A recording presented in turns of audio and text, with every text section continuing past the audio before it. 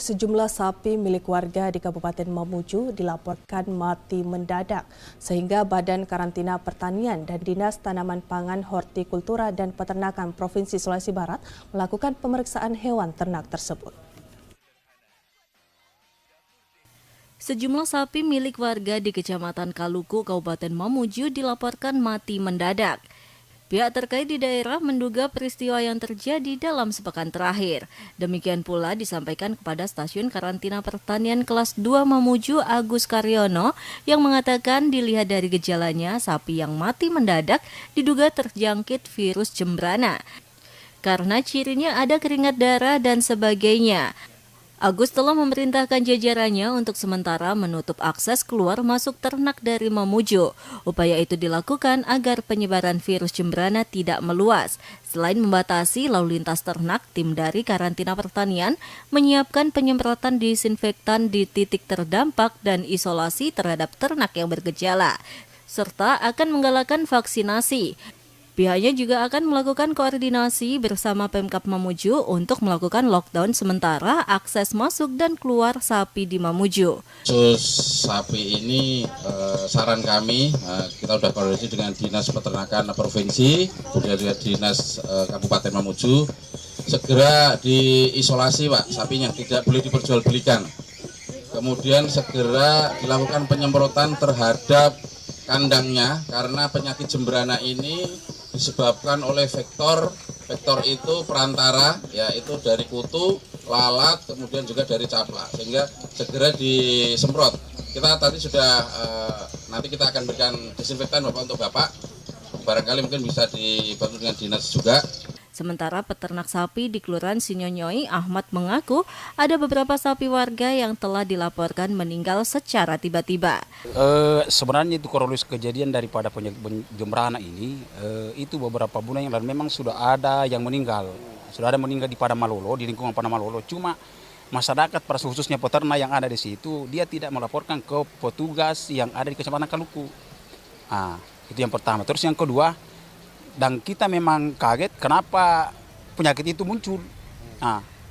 Jadi oleh sebab itu kita mau bagaimana caranya ini antisipasi secara cepat oleh pemerintah kerjasama dengan teman-teman petani bahwa khususnya petani peternak agar kalau bisa ini penyakit Jembrana ini jangan sampai tertular ke daerah lain.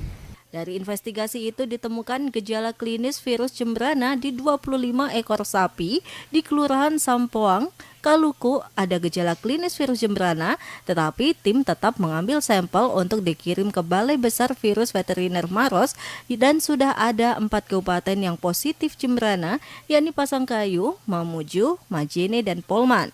Rahmat Tahir, Hasrul Hasib melaporkan.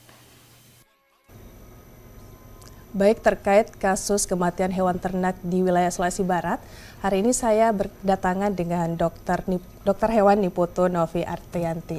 Baik, selamat sore dok. Selamat sore. Baik dok, terkait kasus kematian hewan ternak di wilayah Sulawesi Barat dok, kira-kira apa penyebab kematian dari hewan ternak tersebut? Kalau penyebab kematiannya memang sekarang kan kami masih menyelidiki. Kalau dari gejala yang kita lihat itu memang mengarah kepada Jembrana. Seperti itu. Jadi ada beberapa yang sudah kita investigasi dan sudah kita ambil sampel, itu menunjukkan gejala pembengkakan di limfoglandula, kemudian ada yang demam, kemudian ada juga penurunan nafsu makan dan juga mencret seperti itu. Jadi penyebab kematian hewan ternak ini yaitu virus Jembrana ya dok? Kemungkinan. Tapi masih dicek, kan kita sudah melakukan lebih lanjut ya pengambilan sampel dan sudah dikirim sampelnya. Jadi nanti kita tunggu hasil sampelnya seperti apa. Jadi kita masih menunggu hasil sampel dari hewan ternak tersebut ya dok? Betul. Oke dok, selain itu bagaimana cara penularan virus Jembrana ini kepada hewan ternak lainnya dok? Kalau penularan Jembrana itu memang lewat vektor, jadi ada perantara, bisa nyamuk, bisa caplak, bisa juga lalat. Itu menularkan dari ternak yang sakit, tergigit, kemudian menyebar kepada ternak lain yang sehat dari gigitan nyamuk atau lalat itu. Jadi cara penularannya itu bisa melalui gigitan nyamuk ataupun lalat ya dok? Iya betul. Baik dok. Selain itu, apa sih ciri-ciri atau gejala yang ditimbulkan apabila hewan ternak ini terinfeksi virus jembrana tersebut?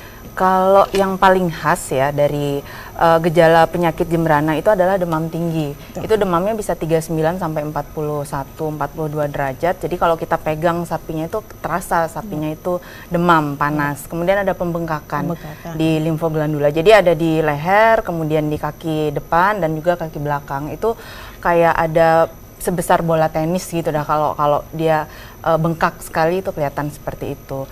Kemudian ada juga yang diare, nafsu makan menurun dan kematian kalau tidak segera ditangani seperti itu. Jadi gejala utamanya itu bisa demam pada hewan, ada juga pembengkakan pada hewan tersebut ya dok? Iya betul. Terus selain virus jembrana ini kan kemarin juga ada kasus penyakit mulut dan kuku. Apakah ada perbedaan antara penyakit mulut dan kuku ini dengan virus jembrana ini dok? Oh iya, jadi antara virus jembrana dan juga penyakit mulut dan kuku ini berbeda. Memang sama-sama disebabkan oleh virus, tapi gejalanya itu berbeda. Kayak tadi saya sampaikan, kalau jembrana kan ada demam, kemudian pembengkakan, kemudian keringat berdarah, itu yang paling khas. Nah, sedangkan kalau di PMK itu yang khasnya sekali adalah mulut berbusa dan melepuh gitu, luka di kaki-kaki ternak seperti itu. Jadi ada perbedaan signifikan antara virus jembrana dengan virus penyakit mulut dan kuku tersebut ya dok? Oke, selain itu kapan sih virus jembrana ini masuk di wilayah Sulawesi Barat dok?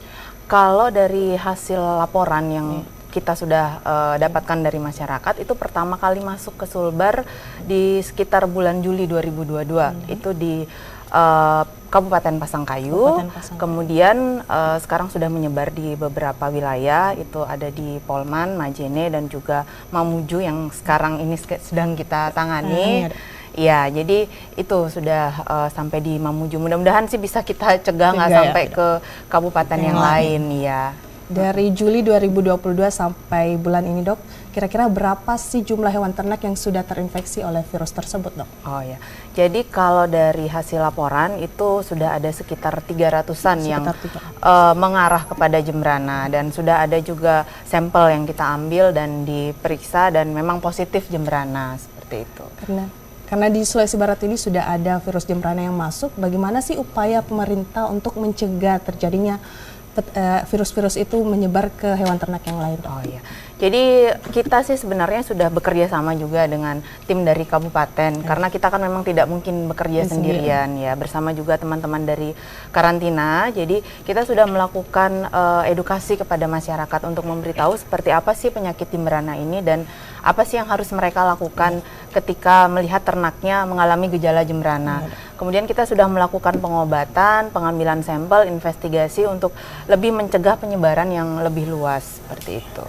Jadi dilakukan edukasi kepada masyarakat tentang ini loh gejala-gejala yang ditimbulkan oleh hewan ternak apabila dia terjangkit virus tersebut ya dok. Dan kita juga sudah melakukan vaksinasi. Jadi kita kan kalau di lokasi kasus kita melakukan pengobatan. Nah yang di sekitarnya itu kita lakukan vaksinasi. Dilakukan vaksinasi terhadap hewan yang terjangkit? Hewan yang sehat. Oh, hewan yang sehat. Kalau hewan yang sakit kita obati dulu.